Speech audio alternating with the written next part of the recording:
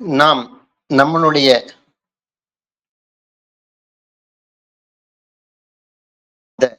இந்த அறிவாகிய இந்த ஜீவசக்தியான வாயுவை நம்மால் காப்பாற்ற தெரியாமல் இறப்பை நோக்கி நாம் பயணம் செய்து கொண்டிருக்கின்றோம். இதுதான் தூக்கம் என்கின்ற நிலைமை.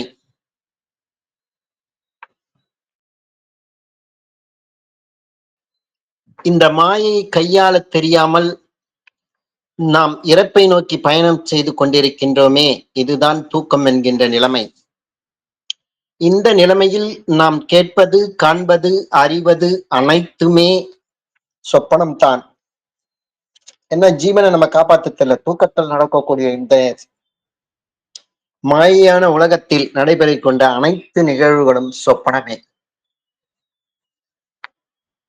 அடுத்தது நான் எனும் அகங்காரம், அதனுடைய உற்பத்தி ஸ்தானமான அது மனதிலேயே அது வெளிப்படாமல் அந்த அகங்காரம் அதிலேயே லயிக்கக்கூடிய அந்த உணர்வு நிலை, அதுதான் ஜாக்கிரதை.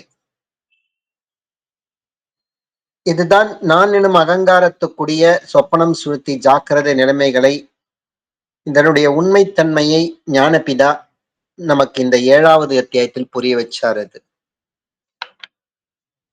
கூடவே இன்றைக்கு 8வது அத்தியாயத்துல உலகம் தன்னிலிருந்து உற்பத்தியானதென்றும் அது புகை என்றும் சொப்பனம் என்றும் கற்பித்தீர்கள் அல்லவா? ஆனால் உலகத்தில் கர்ம பந்தன் ஒண்ணு இருக்கே. இந்த கர்மத்தினால் இதுல பந்திக்கப்பட்டுதானே இந்த உலகம் நிலைமைகள் எல்லாமே நமக்கு காண முடியுது. அப்ப அந்த கர்மம் செய்தால்தானே விமோச்சனம் சொல்றாங்க. எல்லாமே கர்மமாக என்று சொல்றாங்களே, அந்த கர்மம் இல்லை என்றால் ஒன்றுமே இல்லைன்னு சொல்றாங்களே, இதனுடைய உண்மையான பொருள் என்னவென்று எனக்கு தெரியல அப்படின்றாரு. அப்ப இந்த உலகம் என்பது அவரவரிலிருந்து உண்டான, அவரவருடைய அனுபவத்தில் காணக்கூடிய உலகம் அவர்களிலிருந்து உண்டான ஒரு புகைதான். அதுதான் சொப்பனம். அப்படி நீ நம்பி இருந்தன்னா, அப்ப எது கர்மம், எது கர்ம பந்தம்? இது இல்லாம கர்மம் என்பது என்ன? கர்மம் என்றால் தொழில் அப்படின்னு சீடன் சொல்றாரு. அதுதான் ஞானபிதா இத ஒரு காலம் கர்மத்திற்கு தொழில் என்று சொல்வதற்கு முடியாது. ஏன்னா நமக்குடைய 3 நிலைமைகள் இல்லாம யாதொன்றையும் நம்ம செய்வதற்கு அது முடியாதது. அதாவது பாத்தீங்கன்னா, ஒரு இலக்கணத்துல எழுவாய், அதாவது செய்படு பொருள், பயனிலை.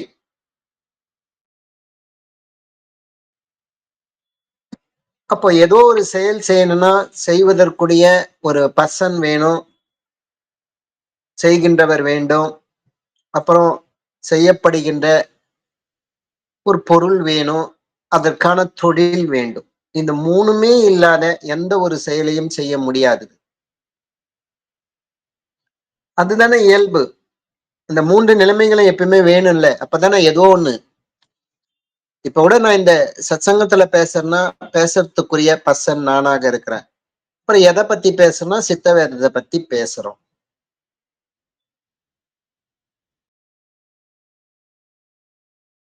இப்போ அது கூடவே செய்படு சித்த வேதம் என்ற ஒரு பொருள், அந்த ஒரு புக்கு, அதை பத்தி நம்ம பேசுகிறேன் என்ற ஒரு தொழிலை நான் செய்கின்றேன் சத்சங்கத்துல.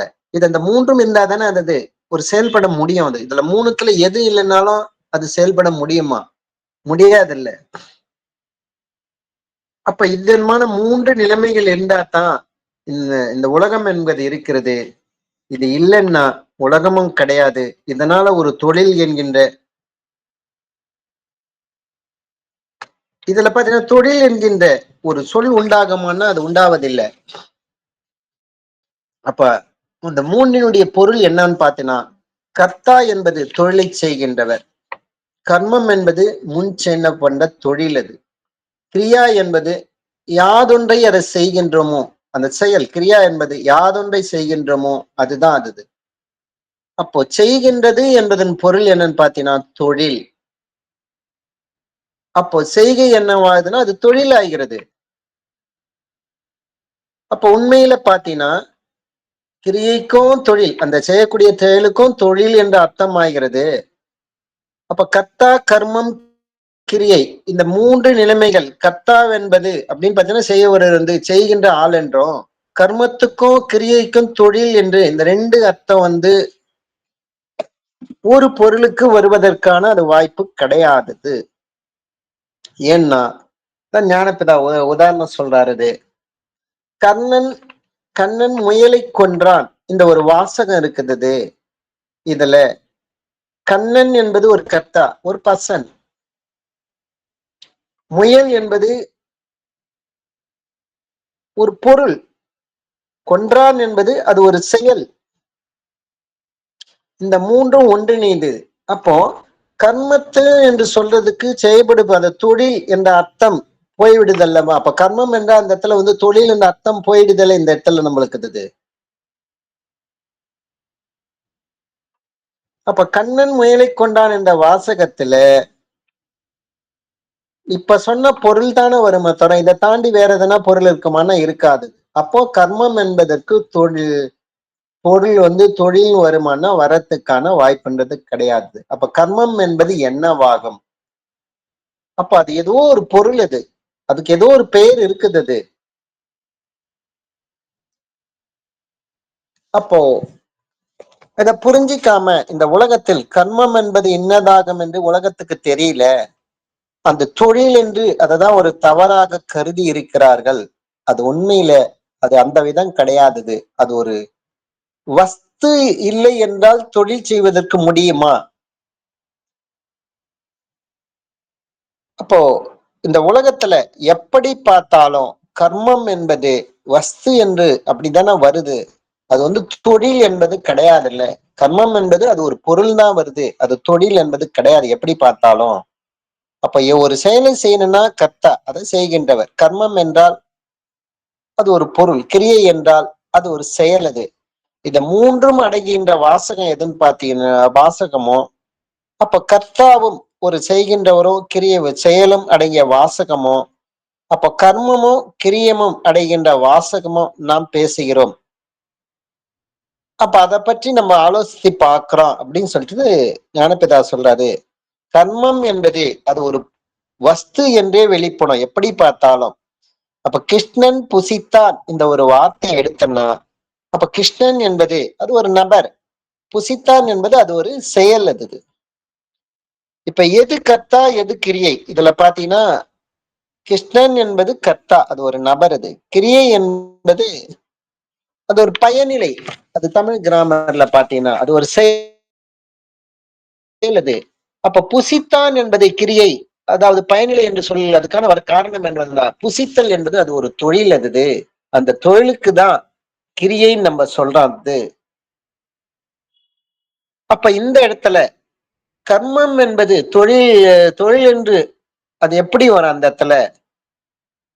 கிரியை தானே அப்படி சொல்றோம் நம்ம இந்த இடத்துல. அப்ப கிருஷ்ணன் புசித்தான் இந்த வாசகத்துல கர்மம் வெளிப்பட்டு இருக்கதான இந்த இடத்துல கிடையாதது. கிரியை தான் அந்த இடத்துல வெளிப்பட்டிருக்கு, செயல் தான் இந்த இடத்துல வெளிப்பட்டிருக்கு. அப்போ கிருஷ்ணன் எதை புசித்தான் அப்படின்னு ஒரு கேள்வி வந்ததுன்னா அது ஒரு பொருள். எதை என்பது அந்த இடத்துல பாத்தீங்கன்னா அந்த இடத்துல அது பொருள் தான் வரணும். ஒரு பழத்தை புசித்தான். அப்போ அந்த வாசகத்துல கர்மம் என்பது அது ஒரு பொருளா தானே வருது. அது செய்யப்படுகின்ற அது பொருளா தானே வருது. அது அப்போ பழம் என்று சொல்வது தொழிலா அது வஸ்துவான்னு பாத்தீங்கன்னா உண்மையில பாத்தீங்கன்னா அது ஒரு வஸ்து தான். அது அப்போ கர்மம் என்பது அது அது ஒரு வஸ்து.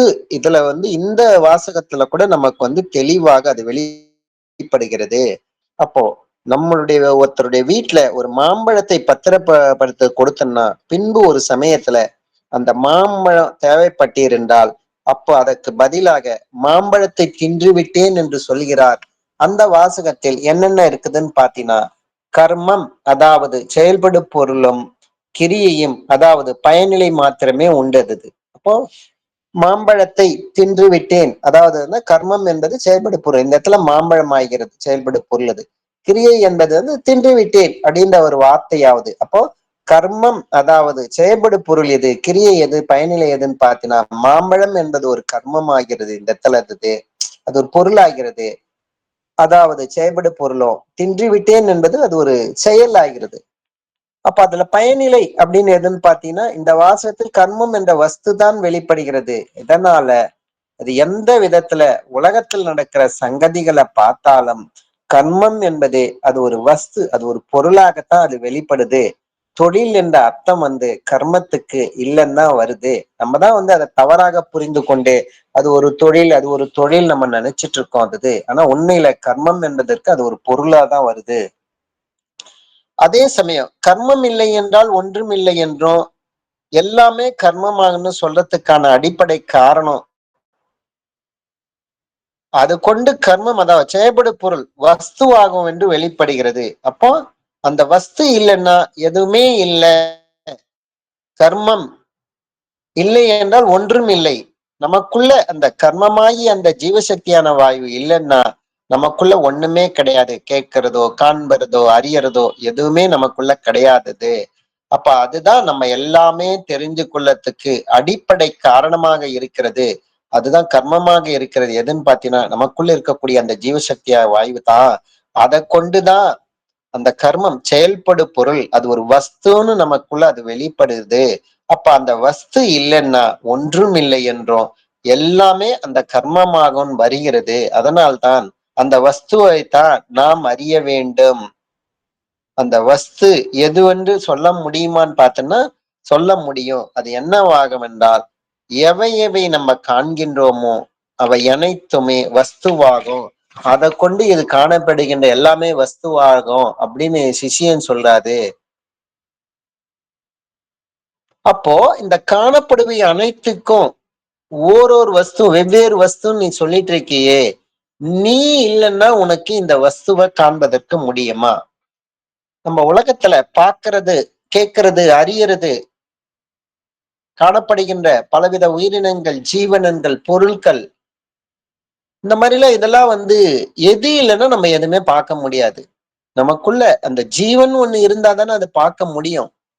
அப்ப நான் என்ன ஒரு அகங்காரம் இருந்தா தானே இதை பார்க்க முடிக்கின்றோம். அப்போ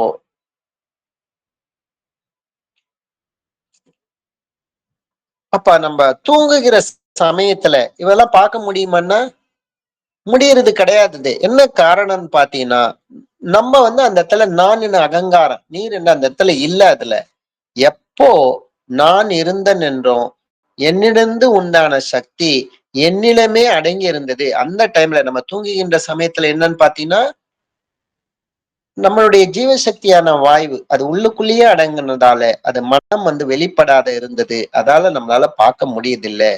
அப்போ அந்த ஒரு சக்தி என்னவாயிடுச்சு அந்த டைம்ல தூங்குற சமயத்துல ஒரு பிணத்துக்கு அந்த சக்தி உண்டாயிருந்ததுன்னா கிடையாது. தூங்கும் போது ஜீவன் இருந்தது. ஆனா பிணத்துக்கு ஜீவன் என்பது கிடையாது. அப்ப பிணத்தாலேயே வெளி உலகத்தை பார்க்க முடியாது.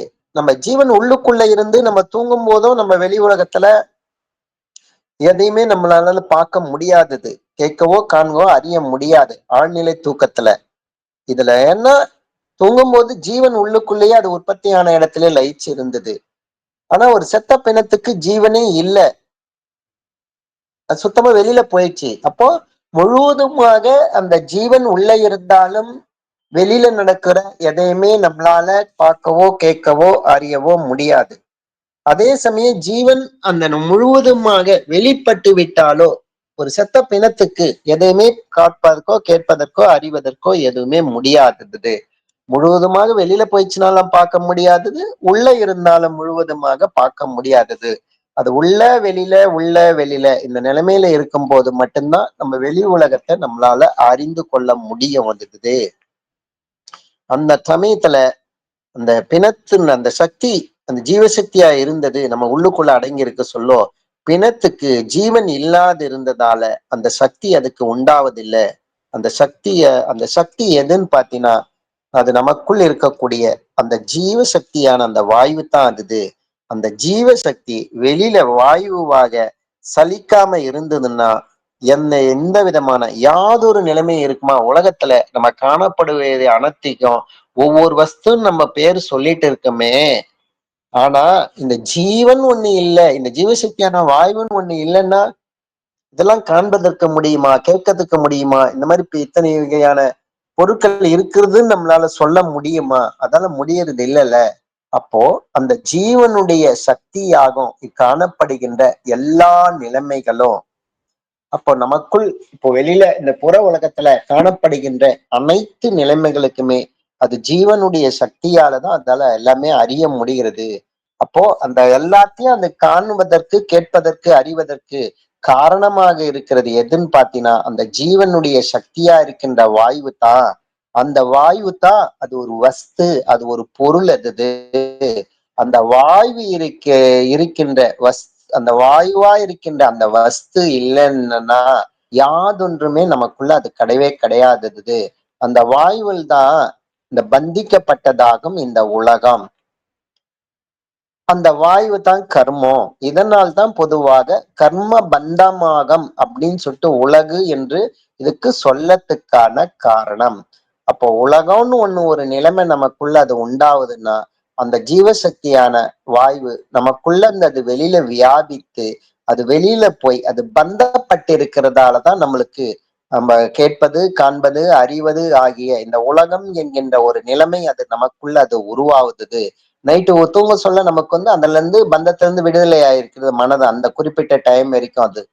ஆனா அந்த தூக்கத்துல இருந்து விழிக்கும் போது அந்த ஜீவசக்தியான வாய் வெளியில போவதால மனமும் வெளியில போகுது. அப்பதான் இந்த உலகம் என்கின்ற ஒரு நிலைமை உருவாகுது. அப்ப அந்த ஜீவசக்தியான அந்த வாயு தான் அது வெளியில போகிறதால தான் நமக்குள்ள உலகம் ஒன்று நிலைமை. அந்த வாயு தான் நமக்குள்ள அது பந்தப்பட்டிருக்கிறது. உலகத்துல அது பந்தப்பட்டிருக்கிறது. இதுக்குதான் பாத்தீங்கன்னா கர்ம பந்தமாகும் உலகு அப்படின்னு சொல்றதுக்கான அடிப்படை காரணம் இதுதான்.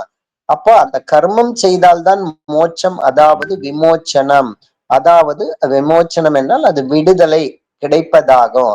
அந்த கர்மமாய் இருக்கிற அந்த வாயுவுக்கு நாலாவிதமான எண்ணங்கள் தட்டுகிறது. அப்ப அதனாலதான் அது பந்தம் ஆகுது. அந்த வாயு கர்மமா இருக்கின்ற அந்த வாயு பிராணனாகி அந்த வாயுவானது அது நாலாவித எண்ணங்கள் தட்டுவதால அது அபானன் ஆகிறது. அந்த அபானனாக இருக்கிறது அதை பொறுத்த வரைக்கும் அது எப்பயுமே அபானுடைய இயற்கையான இயல்பு என்னன்னு பாத்தீங்கன்னா அது எப்பவுமே அது வெளிநோக்கியே அது பயணப்பட்டு கொண்டிருக்கும் அது.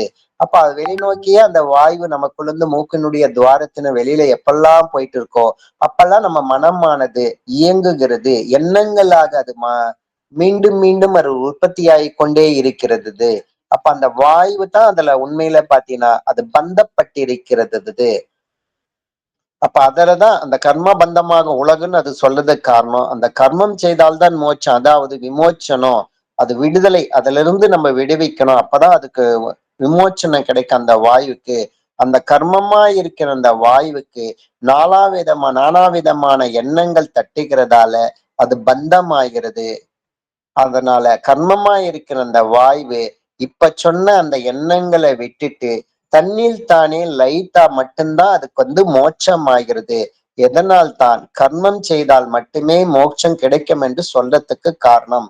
இதுதான் ஞானபிதா சொல்லியிருக்கிறாரு. கர்மத்துக்கும் மோட்சத்துக்கும் அந்த பந்தத்துக்கும் மோட்சத்துக்கும் காரணம் எதுன்னு பாத்தீங்கன்னா நம்ம மனம்தான் அது. நம்மளுடைய ஜீவசக்தியான வாய்வு அது வெளியில வியாபிக்கும் போது வெளியில இருக்கிற புறத்தே இருக்கின்ற அந்த கேட்பது, காண்பது, அறிவது எல்லாமே உண்மை உண்மை நம்பியே அது வெளியில இருக்கு. தன்னுடைய ஜீவன் தான் தனக்கு உண்மையான சொரூபம், தன்னில் லயிக்க வேண்டியதுதான் தன்னுடைய முக்கியமான கடமை அப்படின்னு நினைக்காம அதுதான் மோட்சத்துக்குரிய மார்க்கம், அடங்கிய மனம்தான் மோட்சத்துக்குரிய மார்க்கம் அப்படின்னு அந்த நிலை அறியாம அந்த மனமானது புறத்தே இருக்கக்கூடிய கேட்பது, காண்பது, அறிவது இந்த மாதிரி வஸ்துக்கள் அது பந்தப்பட்டு இருக்கிறதாதான் அது வெளிமுகமாக பயணிக்கிறது. அதால்தான் அந்த மனமானது அதிலிருந்து அது தன்னை அந்த வெளியில இருக்கிற அந்த பந்தத்திலிருந்து அது தன்னைத்தானே அது விடுவிச்சிக்கணும். அப்ப அதனால அந்த கர்மமா இருக்கின்ற வாய்வு இப்ப சொன்ன அந்த எண்ணங்களை விட்டுட்டு தன்னில் தானே லயித்தால் மோட்சமாய்க்கிறது. அப்ப அதனால் தான் கர்மம் செய்தால் மாத்திரமே மோட்சம் கிடைக்கும் என்று சொல்றதுக்கு காரணம். அப்ப கர்மமாகி அந்த வாய்வு செய்கை என்றால் தொழில். அப்ப அதனால அந்த கர்மமா இருக்கிற அந்த வாய்வை கொண்டுதான் அதை செய்யணும் அது. ஏன்னா அதை வெளியில வியாபிக்க விடாம தன்னுடைய உற்பத்தி ஸ்தான இடத்திலேயே அதனுடைய அசையாமல் அதை நிலை நிறுத்தணும். அப்ப அந்த வாயுவை கொண்டுதான் அந்த தொழிலை அதை நம்மளால செய்யணும். அப்ப அந்த வாயுவை கொண்டுதான் செய்யணும். அப்பதான் நமக்கு அது உற்பத்தியான இடத்திலேயே அதை அசையாமல் அதை நிலை நிறுத்த வேண்டும். அப்பதான் அது ஆகாசமாகி தீரும். அப்புறம் தான் அதுதான் அக்ஷரம் என்ற நிலையை பெற்றுத்தரும். அப்பதான் நாம் தன்னை உணர முடியும். அப்பதான் அந்த டைம்ல தான் அது மோட்சம் ஆகிறது. அதனால்தான் அந்த கர்மமா இருக்கிற அந்த வாய்வை கொண்டு எவ்விதமாக உலகத்தை பந்திக்கப்பட்டிருக்கிறது என்பதை இப்ப சொல்றேன்னு சொல்லிட்டு ஞானபிதா அதுக்கு ஒரு எட்டுக்கால் பூச்சியை உதாரணமாக இந்த இடத்துல சொல்றாரு. எட்டுக்கால் பூச்சி அப்படின்னு சொல்ற ஒரு ஜீவன் அது வலை கட்டுதது. அந்த வலையானது அது இருப்பதற்கும் அதனுடைய ஆகாரத்திற்கான ஆகாரம் சம்பாதிக்கிறதுக்கும் மற்றும் தான் அந்த வலையை கட்டுது. அந்த வலை கட்டினது எதனால் என்றால் அதனுடைய நூலை கொண்டாகும் என்று அது நமக்கு எல்லாமே தெரியும்.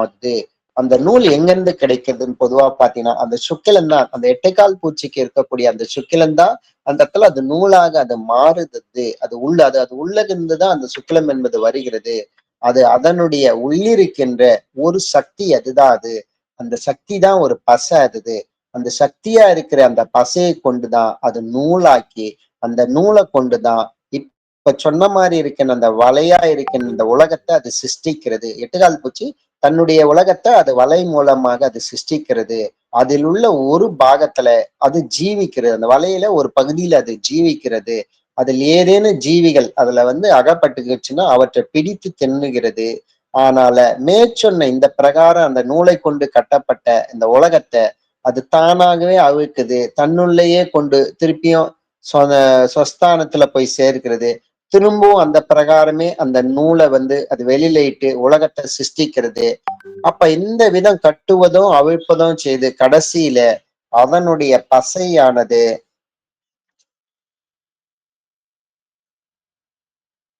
அதாவது அதை உற்பத்தி அதாவது உண்டாக்கி கொண்டிருக்கிற இடத்துல அந்த நூல் அற்று போகிறது. பசை முழுமா தீர்ந்ததுன்னா அது கட்சியில அது நூலே இல்லாம அதனுடைய உற்பத்தி ஸ்தானத்துல முழுவதுமாக அற்று போகுது. அப்ப தான் கட்டியிருந்த அந்த உலகத்துல தான் தானே விழுந்து சாகிறது. ஆனால் அந்த நூலுடைய வெளியில வந்ததுல சிறிது தூரத்துக்கு அருந்து போனாலும் அந்த நூலை அருந்த துண்டோடு பசையா இருக்கின்ற நூலை இணைத்து சேர்த்து கட்டுதலும் அவிழ்ப்பதும் இந்த மாதிரி மாறி மாறி செய்யறதால கட்சியில பாத்தீங்கன்னா அதை உற்பத்தி ஸ்தானத்திலிருந்து வெளிப்படக்கூடிய அந்த பசையே முழுவதுமாக இல்லாமல் போகிறது. கடைசியில அதே வலையிலேயே அதே எட்டுக்கால் பூச்சி மாட்டி அதுவே கடைசியில செத்து போகிறது. அப்ப எட்டுக்கால் பூச்சிக்கு இருக்கக்கூடிய அந்த சுக்கிலம் என்ற நிலைதான் அது பசையாக மாறுகிறது. அதுதான் நூலாக மாறுகிறது. அது உலகத்தை அதை அதில் கட்டுகிறது, வலையை கட்டுகிறது. அதில் மாட்டக்கூடிய அதில் பிற ஜீவிகளை பிடிச்சி சாப்பிட்டு நம்ம கடைசி வரைக்கும் உயிர் வாழ்ந்து கொண்டிருக்கலாம்னு அது நினைச்சிட்டு இருக்கிறது. தான் தான் அதனுடைய உலகமாகிய அதனுடைய வலையை அது உற்பத்தி செஞ்சது. அப்ப அந்த வலையில தான் அதில் மாட்டக்கூடிய பொருட்களை சாப்பிட்டு கொண்டிருந்தது. அந்த வலையை திரும்ப திரும்ப அவிக்கிறது, கட்டுறது, ஏதோ ஒரு பூச்சி மாட்டிச்சுன்னா அருந்து போகிறது, அப்புறம் வலையை அது சரி பண்றது, இதே நிலைமையில இருக்கிறதால கடைசியில அதுக்குள்ள இருக்கக்கூடிய அந்த பசை முழுவதும் தீர்ந்து அதனுடைய சுக்கிலம் முழுவதும் தீர்ந்து போகுது. கட்சியில அது பின்னன வலையிலேயே அது மாட்டிக்கொண்டு செத்து போகிறது. அதே மாதிரிதான் நம்ம பொறுத்த வரைக்கும் பாத்தீங்கன்னா நம்மால் உருவாக்கப்பட்ட உலகம். நைட்டு தூங்க சொல்ல நமக்கு உலகம் என்கின்ற ஒரு நிலைமை இருக்கா? கிடையாது. ஆனா காலையில எழுந்தா நமக்கு உலகம் கேட்பது, காண்பது, அறிவது போன்றிய இந்த உலகம் என்கின்ற ஒரு நிலைமை. அவரவர்கள் உலகத்தை அவரவர்கள் தான் உருவாக்குகிறார்கள். பாத்தீங்கன்னா அதுல இருக்கக்கூடிய நான் நல்லா சம்பாதிச்சா ஆரோக்கியமா இருக்கலாம். நான் நல்லா படிச்சா ஆரோக்கியமா இருக்கலாம். நம்ம பேரு புகழ் எடுத்தா நல்லா நிம்மதியா இருக்கலாம். அதுல பல விதமான கற்பனைகளை நம்ம சந்தோஷத்துக்காகவே வெளி உலகத்துல நம்ம அவரவர்கள் உலகத்தை அவரவர்கள் சிருஷ்டிக்கிறார்கள்.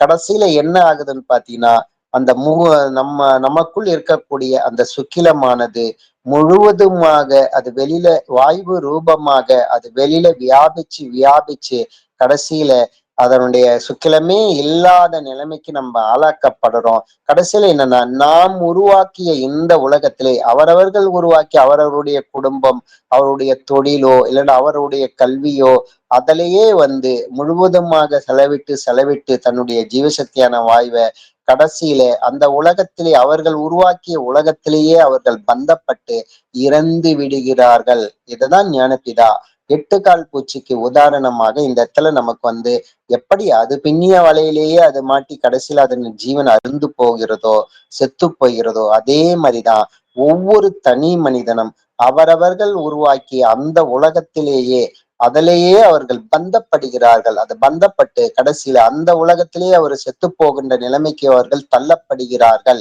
அப்ப அதுதான் எட்டுக்கால் பூச்சிக்கு உதாரணமாக ஞானபிதா ஒரு சராசரி மனிதன் வாழ்க்கைக்கு இந்த இடத்துல ஒப்பிட்டு சொல்லி இருக்கிறாரு. அந்த சுக்கிலத்தை அந்த எட்டுக்கால் பூச்சி அது விரயம் செய்யாமல் அது தனக்குள்ளேயே அது வைத்திருந்ததுனாலே அது ஜீவித்து இருக்க முடியும் என்றென்றுக்குமே அது. ஆனா இது மாயையான இந்த உலகத்துல அது வெளியில அது பந்தப்பட்டதாலதான் அது செத்து போகின்ற நிலைமைக்கு ஆளாக்கப்பட்டது. அதே மாதிரிதான் ஒவ்வொரு தனி மனிதனுக்கும் அவரவர்களுடைய உலகத்தை உருவாக்காம அவரவருடைய அந்த சுக்கிலத்தை தனக்குள்ளேயே அது விரயமாக்காமல் அது தனக்குள்ளேயே அதை நிலைநிறுத்தும் போதுதான் அது ஆனந்த மத்தராக அந்த பேரானந்த மத்தராக இருக்கக்கூடிய நிலைமையை அது பெற்றுத்தரும். ஆனா அது வெளியில தான் ஆனந்தம் இருக்கு, சந்தோஷம் இருக்கு, சுகம் இருக்குன்ற முறையில பாத்தீங்கன்னாலே தான் உருவாக்கிய அந்த உலகத்திலேயே அதிலேயே பந்தப்பட்டு கடைசியிலேயே அதிலேயே செத்து போய் ஆனந்தம் அதுல கிடைக்கும்ன்ற நிலைமையிலேயே ஒரு தவறான இந்த மாயையினுடைய விளைவால் அதை புரிந்து கொண்டதால அவரவர்கள் உருவாக்கிய அந்த உலகத்திலேயே அவர்கள் கடைசியில முழுவதுமாக தன்னுடைய ஜீவனை இழந்து அதோகதியாக்கி செத்து போகின்ற நிலைமைக்கு தள்ளப்படுகிறார்கள். அப்ப என்னன்னா அந்த கர்மமாகி அந்த ஜீவசக்தியான வாய்வை அது ஒரு பொருள், அது செயல் என்பது கிடையாதது. அந்த பொருளை கொண்டுதான் அந்த பொருளை அது அசைய விடாமல் அது வாயுவாக அசைய விடாமல் அதனுடைய உற்பத்தி ஸ்தானத்தில் அசையாமல் நிலைநிறுத்தும் போது தான் ஆகாசம் என்ற அந்த தன்மையை அடைகிறது. அப்ப அதுல இருந்து அக்ஷரம் என்ற நிலையை அது பெற்று தருகிறது. அப்பதான் தானாய் தன்மயமா கூட பேர் ஆனந்த நிலையை பெற முடியும் அது. அப்ப அந்த கர்மமாக இருக்கக்கூடிய அந்த பொருளை கொண்டு தான் நம்ம செய்யப்படுகின்ற இது எது அதுதான் அந்த கர்ம அந்த பந்தத்திலிருந்து விடுவிச்சு அதுல இருந்து அந்த கர்மத்தை அந்த வாயுவை உற்பத்தி ஸ்தானத்துல அதை நிலைநிறுத்துவதுதான் அது கர்ம விமோச்சனம் என்கின்ற சொல்கின்ற அந்த நிலைமை அது. அந்த நிலையைத்தான் அனைவரும் பெற வேண்டித்தான் ஞானபிதா நமக்கு இந்த சித்த வித்தையை நமக்கு காட்டி கொடுத்திருக்கிறாரு. அப்ப அந்த வித்தையை நம்ம முறையாக செய்வதில் மட்டுமின்றி நடவடிக்கை கிரமங்களுடைய அந்த விதிமுறைகளையும் நம்ம ஃபாலோ பண்ணணும். கூடவே சரியது நமக்குள் அன்றாட வாழ்க்கையில் உபஜீவனத்துக்காக நம்ம வெளியில வியாபிக்கும் போது கூட சரியது ஒரு சராசரி மனிதனுக்கு ஏற்படக்கூடிய அடிப்படை அந்த இந்த பயணத்தில் இருக்கும்போது அந்த தெளிவு பெறுவதற்காகத்தான் இந்த சித்த வித்தை புத்தகமும் நமக்கு ஞானபிதா கொடுத்திருக்கிறாரு. அப்ப இந்த சித்த வித்தை புத்தகத்துடைய ஒரு புரிதலும் நடவடிக்கை கிரமங்களோடு ஒத்துழைக்கக்கூடிய இந்த வாழ்க்கையும் கூடவே சரியது எந்த உபஜீவனத்துக்காக நம்ம செயல் செய்யும் போதும் சரியது நம்மளுடைய ஜீவனை வெளியில வியாபிக்க விடாமல் நமக்குள்ளேயே அது சதா சர்வ கானமாக சதா சர்வ நேரமும் கதியாகவும் நடத்தணும். பூர்வ மத்தியத்துல முழு கவனத்தோடு இருக்கணும். அப்பதான் ஞானபிதா கூறிய இந்த கர்மமான இந்த வாயுவை நமக்குள்ளே அதை நிலைநிறுத்தி தானாக தன்மயமாக அந்த நிலையை பெற முடியும் என்பதுதான் ஞானபிதா இந்த அத்தியாயத்துல தெளிவுபடுத்துறாரு. இதனுடைய தொடர்ச்சியை நாளைக்கு நம்ம பார்க்கலாம். அனைவருக்கும் ஆத்ம நமஸ்காரம்.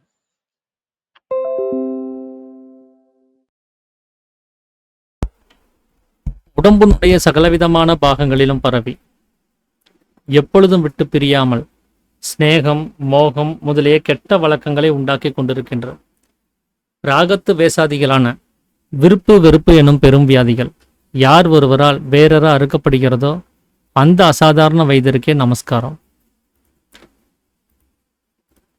நாம நேத்திக்கு வரைக்கும் 7ஆம் அத்தியாயத்தில் இருக்கக்கூடிய சொப்பனம், சுளுத்தி, ஜாக்கிரதை அப்படிங்கிற நிலைமைகள்லாம் என்னென்ன அப்படிங்கிறத நம்ம கவனிச்சிருந்தோம்.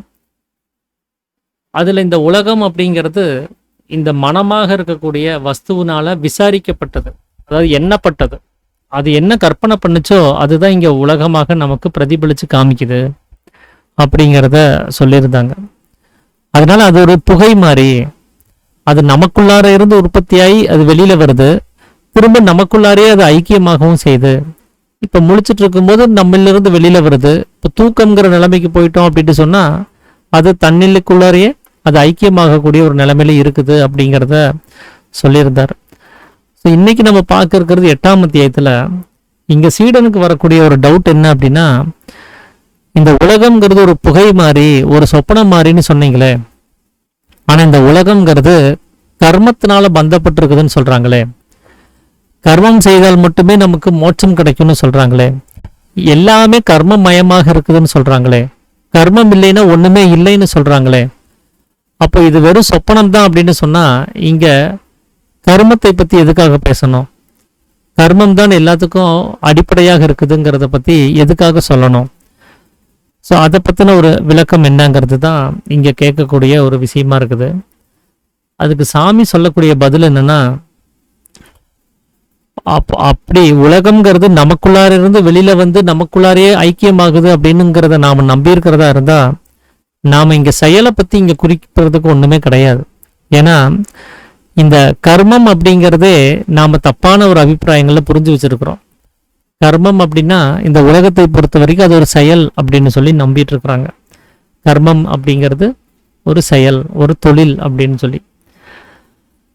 அப்போ நாம பொதுவா ஒரு வழக்குல சொல்லுவோம் இல்லைங்களா, கர்ம வினை அப்படின்னு ஒரு வார்த்தையை பேசுவோம்.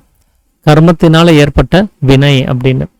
அப்போ வினை அப்படிங்கிறது அங்க என்னவா இருக்குது அப்படின்னா, வினை விதைத்தவன் வினை அறுப்பான் அப்படின்னு சொல்லுவாங்க.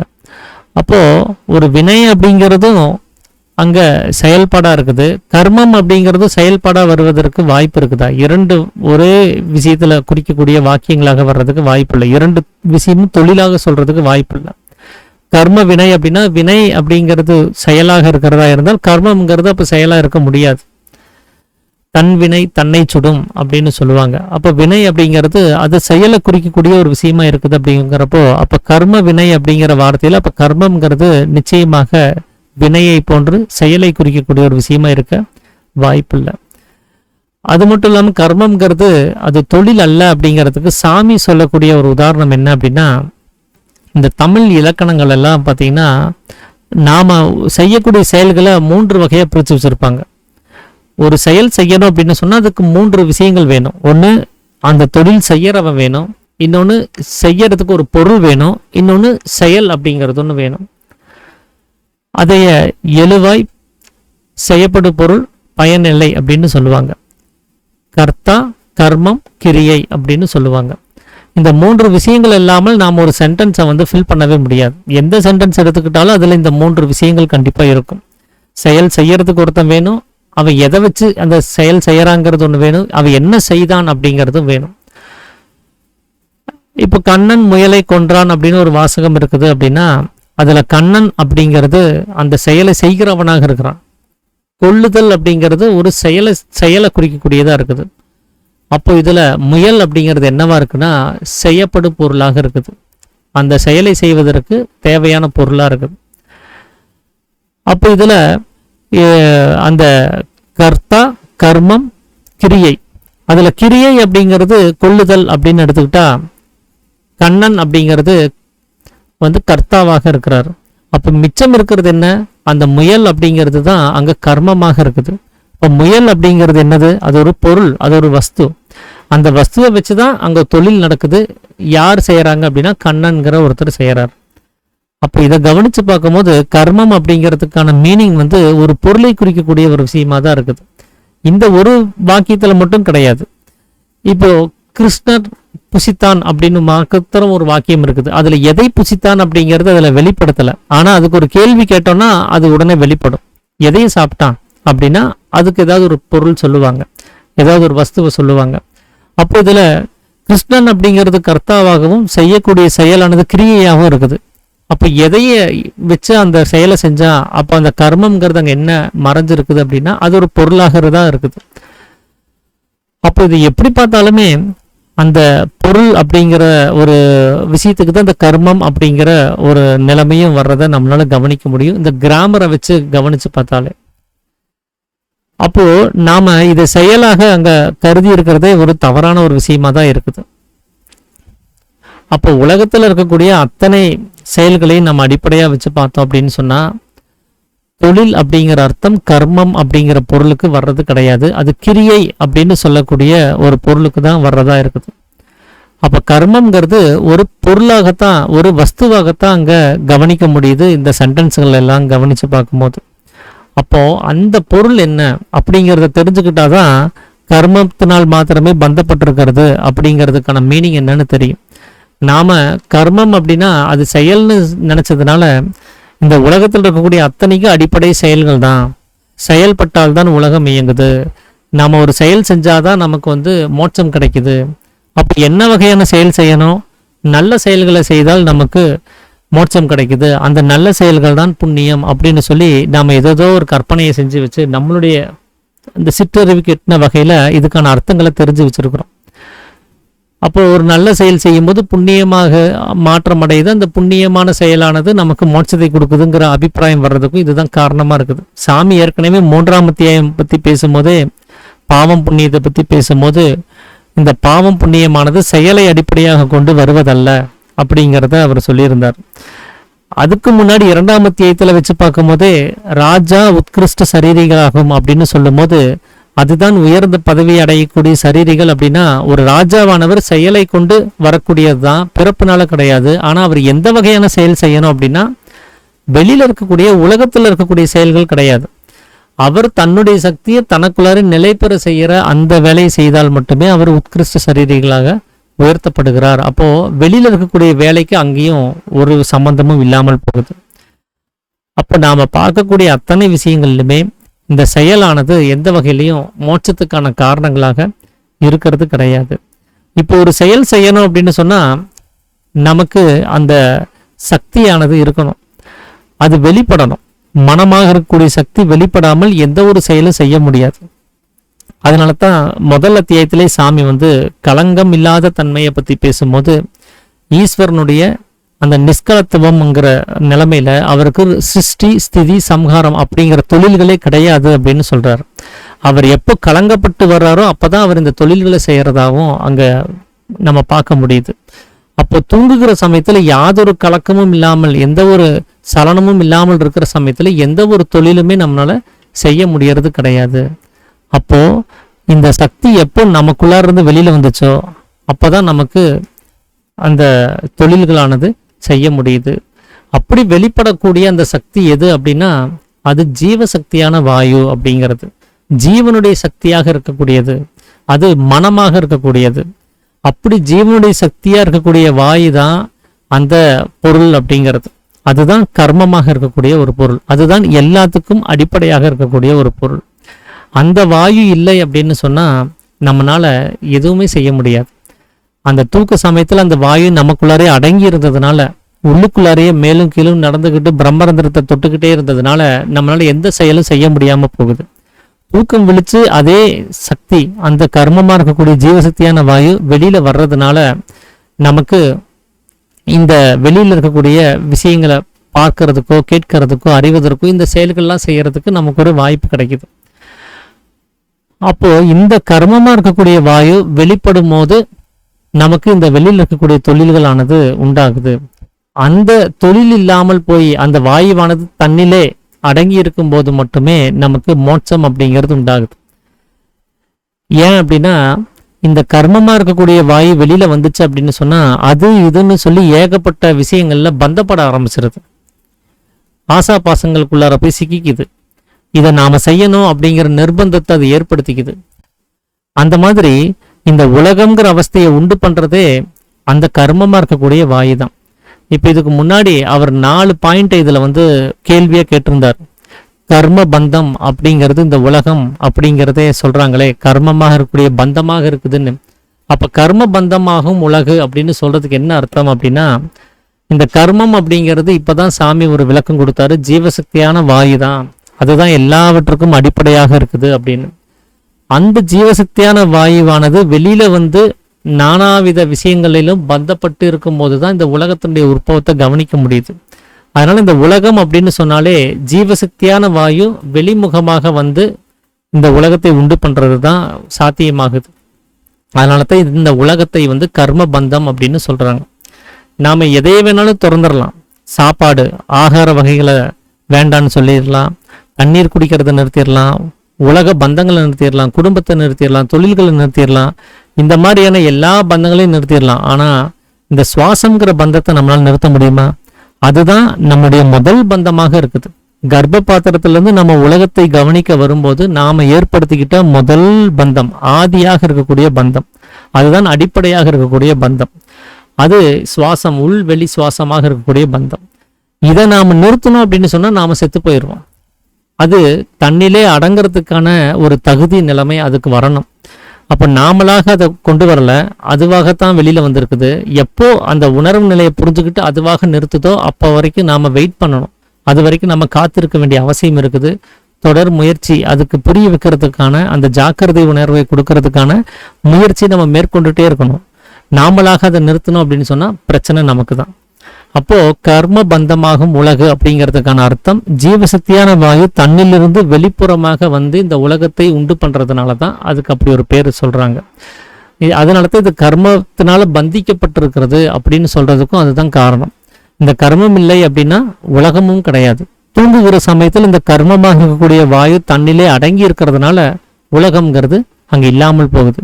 ஆனா என்ன நினைச்சிட்டு இருக்கிறாங்கன்னா, இந்த தூங்கும் போது நமக்கு தொழில் இல்லாமல் போகுது இல்லையா, நம்ம எந்த வேலையும் செய்யறது இல்லை, அதனால அங்க கர்மம் இல்லாமல் போயிடுச்சு, அதனால உலகம் இல்லை அப்படிங்கிற ஒரு கருத்தும் இந்த உலகத்துல அவங்க சொல்லி வர்றாங்க. அதுவும் தப்பு தான். ஏன்னா ஒரு செத்துப்போன பிணத்தை பார்த்து தான் என்ன சொல்லுவாங்க, கர்மம் தீர்ந்து போயிட்டு, கர்மம் அற்று போயிடுச்சு அப்படின்னு சொல்றாங்க. அப்போ கர்மம்ங்கிறது தொழில் தான் அப்படின்னா பிணம் மட்டும் தொழில் செய்யாமல் இல்லை, தூங்கும் போது இருக்கக்கூடிய அத்தனை பேருமே எந்த ஒரு தொழிலும் செய்யறது கிடையாது. அப்போ தூங்கிட்டு இருக்கிறவனை பார்த்து கர்மம் விட்டு போயிடுச்சு, கர்மம் அற்று போயிடுச்சுன்னு யாரையும் நம்ம சொல்றது கிடையாது. ஏன்னா அந்த கர்மமா இருக்கக்கூடியது செயலை குறித்து சொல்றதா இருந்தா இரண்டு இடத்துலையுமே சொல்ல வேண்டிய அவசியம்ங்கிறது ஏற்படும். ஆனா கர்மம்ங்கிறது தொழில் அல்ல அப்படிங்கிற பட்சத்துல, கர்மம்ங்கிறது ஜீவசக்தியான வாயுதாங்கிற பட்சத்துல தூங்கிட்டு இருக்கிறவனுக்கு கர்ம பந்தமானது இருக்கவே செய்யுது. கர்மமானது உள்ளுக்குள்ளாரையே நடந்துகிட்டே இருக்குது. அவனுக்கு அந்த ஜீவசக்தியான வாயு இல்லாமல் போறது கிடையாது. ஆனா செத்துப்போன பிணத்துக்கு தான் ஜீவசக்தியான வாயு இல்லாமல் ஆகுது. அதனால தான் இந்த செத்துப்போன பிணத்தை மட்டுமே கர்ம பந்தத்தை விட்டுட்டான், கர்மம் அறுந்து போயிடுச்சு, கர்மம் விட்டு போயிடுச்சு அப்படின்னு சொல்றதுக்கு ஒரு காரணம்ங்கிறது ஏற்படுது. இன்னொன்னு, கர்மம் செய்தால் மட்டுமே விமோச்சனம்னு சொல்றாங்க. அப்போ ஒரு செயல் அப்படிங்கிறத குறிப்பிடுறது கிடையாது, அது ஜீவசக்தியான வாயுவை குறிக்கக்கூடியது. நாம விமோச்சனம் அடையணும், நாம மோட்சம் அடையணும் அப்படின்னு சொன்னா இந்த ஜீவசக்தியான வாயுவானது அதனுடைய உதவி இல்லாமல் அது முடியாது. ஏன்னா ஜீவசக்தியான வாயு வெளியில வரும்போது அந்த பந்தம் அப்படின்னு சொல்லி 4ஆம் அத்தியாயத்துல சாமி சொல்லியிருப்பார். ஜீவன் சக்தியாக சலித்து வெளியில வந்து வெளியில இருக்கக்கூடிய விஷயங்களை பற்றி பிடித்து புலம்பிக் கொண்டிருப்பதற்கு பேர் தான் பந்தம் அப்படின்னு சொல்லியிருந்தார். விடுதலை அப்படின்னா அந்த பந்தத்திலிருந்து விடுதலை ஆகிறது. வெளியில அந்த வாயுவானது வராமல் தன் உள்ளிலேயே அடங்கி இருக்கக்கூடிய அந்த நிலைமையில தான் விமோச்சனம் அப்படின்னு சொல்லியிருந்தார். அப்போ இந்த விமோச்சனம் அப்படிங்கிறது கர்மத்தினாலதான் நடக்குது. அப்படின்னா அந்த கர்மமா இருக்கக்கூடிய வாயுவை நம்ம உள்ளுக்குள்ளாரே நிலைநிறுத்தி வைக்கும் போது மட்டுமே உண்டாகக்கூடியது. அதனால தான் அந்த கர்மம் செய்யணும். கர்மம் அப்படிங்கிறது என்ன, கர்ம யோகம் அப்படின்னு சொல்லுவாங்க. யோகம் அப்படின்னா சேர்க்கை, கர்மம் அப்படின்னா ஜீவசக்தியான வாயு. இந்த ஜீவசக்தியான வாயுவை கொண்டு போய் அதனுடைய உற்பத்தி ஸ்தானமா இருக்கக்கூடிய பூர்வ மத்தியத்துல சேர்க்கும் போது அது கர்ம யோகம் ஆகுது. அந்த கர்ம யோகத்தினால தான் நமக்கு விமோச்சனம்ங்கிறது கிடைக்கும் அப்படிங்கிறத நாம் இதுல இருந்து எடுத்துக்க முடியும். எல்லாமே கர்மமாகும் அப்படின்னு சொல்றதுக்கு காரணம், இந்த ஜீவசக்தியான வாயுவினுடைய சலனத்துல தான் நாம பார்க்கக்கூடிய எல்லா சராசரங்களுமே இங்க நிலை பெற்று இருக்குது. இந்த வாயுவினுடைய போக்குவரத்து வெளிமுகமாக இல்லை அப்படின்னு சொன்னாலே இங்க எதையுமே நம்மளால கவனிக்க முடியாது. அதனால தான் கர்மம் இல்லை என்றால் எதுவுமே இல்லை அப்படின்னு சொல்றதுக்கு காரணமா இருக்குது.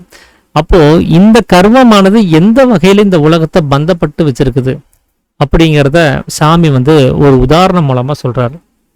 ஒரு 8கால் பூச்சி இருக்குது.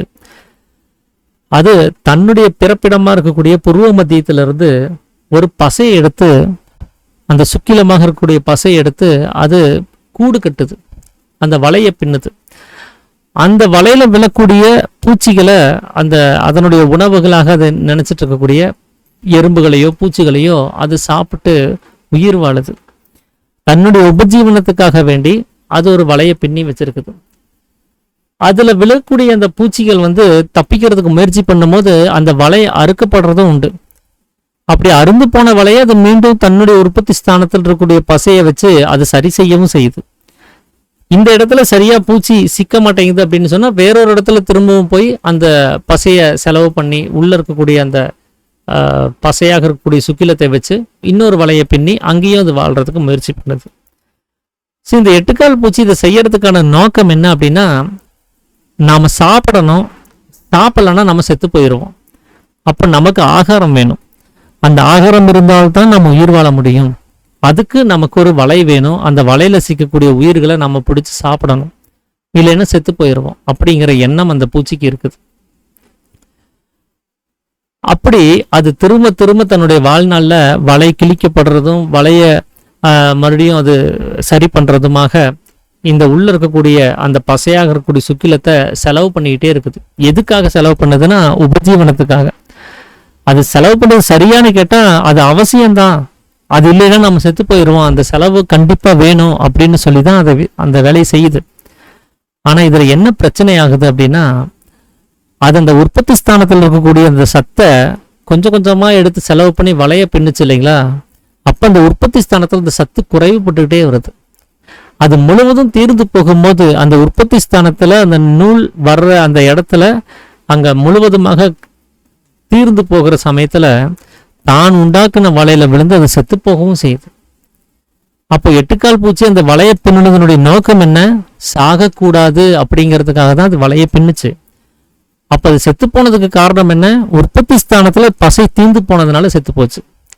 அப்போ இந்த எட்டுக்கால் பூச்சி என்ன நினைச்சிருக்கணும்? அந்த பசை தீர்ந்ததுனால தான் செத்துட்டோம் அப்படிங்கிறது அதுக்கு தெரியாது. அந்த பசை தீர்றதுனால தான் நாம சாக போறோங்கிறது அதுக்கு தெரியாது. சாப்பிடலன்னா செத்து போயிடுவோம்னு சொல்லி அதை நினைச்சு இந்த உபஜீவனத்துக்காக வேண்டி தன்னுடைய பசையை தீர்த்துக்கிட்டே இருந்துச்சு. ஆனா உண்மையாவே அது கடைசி நேரம் வரைக்கும் சாப்பிட்டு இருக்கிறதுக்கு வாய்ப்பு இருக்குது. அது சாப்பிட்ட உணவு அதுக்கு சீரணமாகி இருக்கிறதுக்கும் வாய்ப்பு இருக்குது. ஆனா பசை தீர்ந்து போன உடனே அது செத்து போகிறதுக்கான ஒரு நிலைமைங்கிறது ஏற்பட்டுருச்சு. அப்போ சாமி இதுல சொல்லக்கூடிய ஒரு விஷயம் என்னன்னா, அந்த எட்டுக்கால் பூச்சி சாகக்கூடாதுன்னு நினைச்சது சரிதான். ஆனா அது என்ன வகையா நினைச்சிருக்கணும்னா, அந்த பசியை செலவு பண்ணாம இருந்துட்டா செத்து போகிறதுக்கு வாய்ப்பு கிடையாது. அந்த பசியை செலவு பண்ணதுனால தான் அந்த உற்பத்தி ஸ்தானத்துல அந்த நூல் அருந்து போய் அது செத்து போகிறதுக்கான ஒரு நிலைமைங்கிறது உண்டாயிடுச்சு. இதே எட்டுக்கால் பூச்சியினுடைய வாழ்க்கையை கவனிச்சு பார்க்கும்போது நமக்கு இந்த ஒரு நிலைமை புரியுது இல்லைங்களா? அதே மாதிரி தான் நாமளும் அந்த எட்டுக்கால் பூச்சி மாதிரியே ஒரு உபஜீவனம் வேணும், ஒரு தொழில் வேணும், குடும்பம் வேணும், நமக்கு சம்பாதிக்கிறதுக்கு காசு பணங்கள் வேணும். சம்பாதிச்ச காசு பணத்திலிருந்து பொருட்கள் வாங்கி ஆகார வகைகளை உற்பத்தி பண்ணணும். எதுக்காக? நாம் சாப்பிடணும், சாப்பிடலன்னா செத்து போயிடுவோம், சாப்பிட்டாதான் உயிர் வாழ முடியும் அப்படிங்கிறதுக்காக வேண்டி அவங்கள மாதிரியே தான் நாமளும் நினைச்சிருக்கிறோம். நம்ம அந்த எட்டுக்கால் பூச்சியும் நாம மட்டும் கிடையாது, உலகத்தில் இருக்கக்கூடிய அத்தனை உயிர்களுமே இந்த உலகம்ங்கிற அவஸ்தைய நம்பி இருக்கக்கூடிய அத்தனை உயிரினமே நினைக்கக்கூடிய ஒரே நினப்பு, ஆகாரம் சாப்பிடலன்னா செத்து போயிடுவோம், நாம உயிர் வாழ்றதுக்கு ஆகாரம் அவசியம், ஆகாரம் இருந்தால் மட்டுமே நம்ம உயிர் வாழ முடியும் அப்படிங்கிற எண்ணத்துல தண்ணில் இருக்கக்கூடிய சக்தியை பத்தி கவனிக்கிறது கிடையாது. அது செலவாய் தீர்ந்து போறதை பத்தி யோசிக்கிறது கிடையாது. இந்த ஆகாரத்துக்காக வேண்டி உபஜீவனத்துக்காக வேண்டின்னு சொல்லி தண்ணில் இருக்கக்கூடிய சக்தியை இப்படி தீர்த்துக்கிட்டே இருக்கிறோம். எப்படி சாமி சொன்னாரு, அந்த எட்டுக்கால் பூச்சி தன்னுடைய சக்தியை செலவு பண்ணாம இருந்திருந்தா, அது வலைய பின்னாம இருந்திருந்தா அது சதா காலமும் உயிரோடு இருந்திருக்கும். அது செத்து போனதுக்கு காரணமே அது வலைய பின்னுனதுனாலதான், அது பசையா இருக்கக்கூடிய சுக்கிலத்தை எடுத்து பின்னுனதுனால. அதே மாதிரி நாம இந்த உபஜீவனத்துக்காக இந்த உலகத்தை எதன் மூலமாக உண்டு பண்ணி வச்சிருக்கிறோம்? தண்ணில் இருக்கக்கூடிய சுக்கிலமாக இருக்கக்கூடிய வஸ்துவை வாயு ரூபமாக வெளியில வியாபிக்க வச்சு இந்த உலகம்ங்கிற அவஸ்தையை உண்டு பண்ணி வச்சிருக்கிறோம். இந்த உலகம்ங்கிற அவஸ்தையை உண்டு பண்ணதனுடைய நோக்கம் என்ன? இங்க குடும்பம் இருக்குது, தொழில் இருக்குது, இந்த உபஜீவனத்துக்கான விஷயங்களை மேற்கொள்ளணும். அப்பதான் நமக்கு ஆகார வகைகளை உண்டு பண்ணி சாகாம இருக்க முடியும் அப்படின்னு சொல்லி நாமளும் அதே தவற செய்யறோம். நாமளும் என்ன பண்றோம், அந்த எட்டுக்கால் பூச்சி எப்படி தான் உண்டாக்குன வலையிலே விழுந்து அது செத்து போச்சோ, அதே மாதிரி நாம உண்டாக்குன இந்த உலகம்ங்கிற வலையிலே விழுந்து நாமளும் செத்து போகத்தான் போறோம். எப்போ அப்படின்னா, நம்முடைய உற்பத்தி ஸ்தானத்துல இருக்கக்கூடிய சுக்கிலம் எப்போ தீர்ந்து போகுதோ அப்போ. அப்ப இங்க செத்து போக கூடாது அப்படின்னு நினைக்கிறது தப்பு கிடையாது. அது சாத்தியம் இல்லாத விஷயமும் கிடையாது, சாத்தியமான விஷயம்தான். ஆனா அது எப்படி செய்யறதுங்கிறது தான் நமக்கு தெரியாம போயிடுச்சு. ஏன்னா ஏன் செத்து போறோங்கிறதே நமக்கு தெரியாம போனதுனாலதான் காரணம். செத்து போறதுக்கு இங்க நிறைய காரணங்களை நம்ம அடுக்கடுக்கா வேற வேற காரணமா வச்சிருக்கிறோம். ஆனா நம்மளுடைய சக்தி தீர்ந்து போய் தான் செத்து போறோங்கிறது நம்ம யாருக்கும் அதை தெரியறது கிடையாது, அதை நம்ம புரிஞ்சுக்கிட்டதும் கிடையாது. அதைத்தான் சாமி நமக்கு இங்க இந்த அத்தியாயம் மூலமாக விளக்கம் கொடுக்கிறாரு. இந்த வெளியில இருக்கக்கூடிய இந்த விவகாரமானது உண்டானது அவனவனுடைய சக்தியினுடைய வெளிப்பாட்டில இருந்துதான். அந்த சக்தி எப்போ தனக்குள்ளாரையே தீர்ந்து போகுதோ அப்போ அவன் இந்த உலகம்ங்கிற அவஸ்தையிலேயே விழுந்து அவன் செத்து போக வேண்டிய சூழல் அப்படிங்கிறது ஏற்படும். அப்போ அவன் செத்து போயிட்டான் அப்படின்னு சொல்ற இடத்துல அவங்கிட்ட எந்த ஒரு வாய் நடமாட்டம் இல்லாதனால அவனால எதையுமே அனுபவப்பட முடியாம போயிடும். அப்போ நம்மளுடைய அந்த கர்மம் அப்படின்னு சொல்லக்கூடிய அந்த பொருளானது, ஜீவசக்தியான வாயுவானது நமக்கு எவ்வளோ இம்பார்ட்டன்ட், எவ்வளோ முக்கியம் அப்படிங்கிறத நம்ம புரிஞ்சுக்க வேண்டியதாக இருக்குது. அது உள்ளுக்குள்ளார இருக்கக்கூடிய பசையாக இருக்கக்கூடிய சுக்கிலமாக அது இருக்குது. அந்த சுக்கிலத்தை சேமிக்கிறது தான் இங்கே நமக்கு முக்கியமான ஒரு விஷயமா இருக்குது. அந்த சுக்கிலம் சேமிப்பில் இருந்துச்சுன்னு சொன்னால் நாம் செத்து போக போகிறது கிடையாது. அது தீர்ந்து போகும்போது தான் இங்கே செத்து போக வேண்டிய ஒரு நிலைமைங்கிறது ஏற்படுது. அதனால தான் கர்மம் இல்லை அப்படின்னு சொன்னால் இங்கே எதுவுமே இல்லை, அது ஒரு நிமிஷம் நேரம் கூட இருக்க முடியாது அப்படின்னு சொல்கிறதுக்கு அது ஒரு காரணமாக இருக்குது. அப்போது இது நாள் வரைக்கும் நாம் கர்மம்ங்கிறது என்னன்னு நினச்சிருந்தோம், ஜீவசக்தியான வாயு அப்படின்னு தெரியாமல் அது தொழில் அப்படின்னு நினச்சிருந்தோம். ஆனால் சாமி இப்போ என்ன சொல்லியிருக்கிறாரு, ஜீவசக்தியான வாயு தான் அப்படிங்கிறத நமக்கு புரிய வச்சிருக்கிறாரு. அந்த வாயு வெளியில் இந்த உலகம்ங்கிற அவஸ்தையை உண்டு பண்ணி வச்சிருக்குது. அதில் நம்ம பயணிக்கும் போது தான் இந்த கர்மமாக இருக்கக்கூடிய வாயு மீண்டும் மீண்டும் இந்த உலகத்தை உண்டு பண்ணி ஒவ்வொரு நாளும் அதனுடைய சக்தியை இழந்து அங்கே செத்து போகிற ஒரு நிலைமைங்கிறது ஏற்படுது. அப்படி அந்த வாயுவினுடைய போக்குவரத்தை நம்ம நிறுத்தி அதை வெளிமுகமாக போக விடாமல் அந்த வாயுவாக இருக்கக்கூடிய சக்தியை பந்தத்திலிருந்து வேறுபடுத்தி தனக்குள்ளாரைய உற்பத்தி ஸ்தானமாக இருக்கக்கூடிய நம்ம பிரம்மரந்திரத்தில் போய் சேர்க்கிறதுக்கு பேர் தான் மோட்சம்ங்கிறது. அதைத்தான் கர்மயோகம். கர்மம் என்பது வாயு, யோகம் என்பது சேர்க்கை. கர்மயோகம் அப்படின்னா வாயு எங்கிருந்து உற்பத்தியாகி வந்துச்சோ அந்த உற்பத்தி ஸ்தானத்திலேயே ஆகாசமாக இருக்கக்கூடிய அந்த உற்பத்தி ஸ்தானத்திலே கொண்டு போய் சேர்க்கிறது. அப்படி செய்யாம நம்ம வெளியில இருக்கக்கூடிய விவகாரங்களில் ஈடுபட்டுக்கிட்டு, வெளியில இருக்கக்கூடிய கோயில்களில் இருக்கக்கூடிய பிம்பங்களை வழிபட்டுக்கிட்டு, பூஜை புனஸ்காரங்களை செஞ்சுக்கிட்டு, மந்திர உச்சாரணங்களை செஞ்சுக்கிட்டு, வெளியில இருக்கக்கூடிய நல்ல நடவடிக்கைகள், புண்ணியம் சார்ந்த செயல்கள்னு சொல்லி அன்னதானம் கொடுக்கறது, மற்றவங்களுக்கு உதவி செய்யறது, இப்படியெல்லாம் ஏதாவது ஒரு விஷயங்களை செய்யறோம் அப்படின்னா, விரதம் இருக்கிறோம் அப்படின்னு சொன்னா நிச்சயமா அது எதுவுமே மோட்சத்துக்கான வழிமுறைகள்ல உண்டாகிறது கிடையாது. ஏன்னா மோட்சம் அப்படிங்கிறது செயல்கள் அற்ற நிலைமையில போறது. செயல் செய்யறதுனால நமக்கு எந்த ஒரு மோட்சமும் உண்டாகிறது கிடையாது. செயலற்ற நிலைமைக்கு போகும்போது மட்டுமே சக்தியானது சேமிப்புக்குள்ளாகும். அந்த சேமிப்பு ஆகும்போது தான் நமக்கு ஞானம்ங்கிறது கிடைக்குது. அதனால ஞானம் உண்டாகணும் அப்படின்னா கர்ம யோகம் செய்யணும். அதாவது வெளியில வியாபிக்கக்கூடிய கர்மமா இருக்கக்கூடிய வாயுவை அப்போ வெளியில போக விடாமல் தன் உள்ளிலேயே மேலும் கீழ் நடத்தி பிரம்மரந்திரத்தில் ஐக்கியப்படுத்தணும். அதுக்கு பேர் தான் கர்மயோகம்ங்கிறது. அதை செஞ்சால் மட்டும்தான் நமக்கு ஞானம் உண்டாகும். அதன் மூலமாகத்தான் நம்ம மோட்சத்தை அடைய முடியும். மற்றபடி அதை வெளியில் செலவு பண்ணிட்டு இருந்தோம் உபஜீவனத்துக்காக அப்படின்னு ஒரு காரணத்தை ஏற்படுத்திக்கிட்டு செய்கிறோம் அப்படின்னு சொன்னால் அது பாபமே. அதனால தான் 3ஆம் அத்தியாயம் அவ்வளோ முக்கியமாக அவர் அவ்வளோ ஹைலைட்டடாக சொல்கிறார். இந்த ஜீவசக்தியான வாயு மூக்கின் வழியாகவும் வாயின் வழியாகவும் அனுலோமம் பிரதிலோமமாக வெளியில் போய் தீருவதே பாபம் அப்படிங்கிறார். அப்போ நாம அந்த 2 வகையாகவும் வாயுவாக அது வெளியில போக விடாமல் தன்னிலேயே அசையாமல் நிறுத்தக்கூடிய நிலைமைக்கு போகும்போது மாத்திரமே மோட்சம் அப்படிங்கிறது உண்டாகதாக நம்மளால கவனிக்க முடியுது. அதனால வெளியில இருக்கக்கூடிய எந்த விவகாரங்களாக இருக்கட்டும் அது எல்லாமே மோட்சத்துக்கான உபாயங்களை கொடுக்கறது கிடையாது. நாம் இந்த உபதேசம் வாங்கும்போது கூட மனதாலும் வாக்காலும் கர்மத்தாலும் அப்படின்னு ஒரு வார்த்தையை சொல்லியிருப்பாங்க. கர்மத்தாலும் கூட ஜீவசக்தியான அதாவது கர்மத்தாலும் கூட சத்தியத்துக்கு விரோதமாக நடக்க மாட்டேன் அப்படின்னா, இப்போ கர்மம் அப்படிங்கிறது இப்போ என்னன்னு கவனிச்சோம், ஜீவசக்தியான வாயு. அப்போ ஜீவசக்தியான வாயுவால கூட நான் சத்தியத்துக்கு விரோதமாக நான் செயல்பட மாட்டேன் அப்படின்னு சொல்லி தான் அந்த வாசகத்தை நாம் சொல்லி கொடுத்துருக்குறோம். அப்போ வெளியில் இருக்கக்கூடிய விவகாரங்களை கவனிச்ச பார்த்தா கர்மங்கிறது செயல் அப்படிங்கிறப்போ நான் செயல்பாட்டுக்குள்ளே இறங்க மாட்டேன், மனசால நினைக்கிறதுனாலையோ பேசுறதுனாலையோ செயல்படுவதனாலையோ அப்படின்னு அதுக்கு அர்த்தத்தை எடுத்துக்க முடியாது. கர்மம் அப்படிங்கிறது இங்கே ஜீவசக்தியான வாயு, அது தொழில் அல்ல அப்படின்னு சொல்லிட்டாரு அப்படின்னா, அப்போ நம்ம சத்திய வாசகத்தில் கொடுத்துருக்கக்கூடிய அந்த கர்மமும் ஜீவசக்தியான வாயுவை குறித்து சொல்லக்கூடியது தான். அந்த ஜீவசக்தியான வாயுவை வெளியில் விடுவது பாபமாகவும் அதை உள்ளிலே நிலைநிறுத்துவது புண்ணியமாகவும் 3ஆம் அத்தியாயத்தில் சாமி சொல்லியிருக்கிறதா இருந்தால், நாம் சத்திய வாசகத்தை நிறைவேற்றுறதுக்கு நாம் என்ன பண்ணணும் அப்படின்னா, தண்ணில் இருக்கக்கூடிய ஜீவசக்தியாக இருக்கக்கூடிய வாயுவை மூக்கின் வழியாகவும் வாயின் வழியாகவும் அனுலோமம் பிரதிலோமமாக வெளியில் போக விடாமல் தடுக்க செய்யணும். அப்படி தடுக்க செய்வதற்கு தான் இந்த வித்தையை நமக்கு கொடுக்கப்பட்டிருக்குது. இப்போ அதை தடுத்துட்டோன்னு சொன்னால் நமக்கு உலகமே இருக்காது. நாம் இந்த சத்சங்கத்தில் கேட்கவோ பேசவோ செய்ய முடியாது, இந்த உபஜீவனம் விஷயங்களை செய்ய முடியாது, ஒரு பயிற்சி கூட உட்காந்து செய்ய முடியாது. ஆனால் இங்கே சாமி சத்திய வாசகத்தை நிறைவேற்ற சொல்கிறாரு. அப்போது இது எங்கே சாத்தியமாகும் அப்படின்னா, சமாதி நிலைமையில தான் சாத்தியமாகும். அந்த விசுத்திங்கிற ஸ்தானத்தை தாண்டி அடுத்தது சிவன் ஆக்னை சக்கரத்துக்குள்ள ஜீவன் நுழைஞ்சதுக்கு அப்புறம் தான் அந்த சலனமற்ற நிலைமைங்கிறது ஏற்படும் போது இந்த சத்திய வாசகமானது முழுமை பெறும். அது வரைக்கும் இந்த சத்திய வாசகத்தை நம்ம கடைபிடிப்பதற்கான முயற்சியானது இடைவிடாமல் செய்ய வேண்டிய நிலைமை இருக்குது.